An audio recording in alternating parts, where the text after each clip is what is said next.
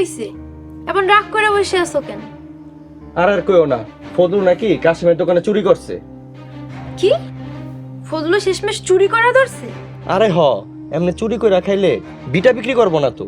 তাহলে ওরে ধরাই দিবা, ধইরা হাড্ডি ভাঙ্গে দিলে এমনিতেই বিটা বিক্রি করবো। তাই করতে হইব।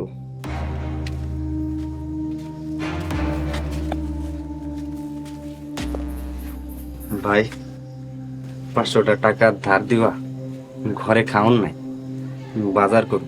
কেন চুরি করে টাকা পাও নাই? ভাবি সাবধানে কথা কই। সাবধানে কথা কইব মানে? এই কি সাবধানে কথা কইব তোর ভাবি? কাশেম সবাইরে কইতাছে তুই তার দোকানে চুরি করছস। মিছা কথা কইতাছি, তুমি 500 টাকা ধার দাও না। টাকা দিমু, তো একটা শর্ত আছে। তুই তোর বিটা আমার কাছে বিক্রি করবি।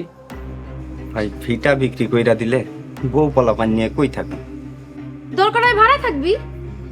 ঠিক আছে, চিন্তা করতেছি। দাও না ভাই, 500 টাকা দাও না। আগে কাওলা দিবি, তারপর টাকা।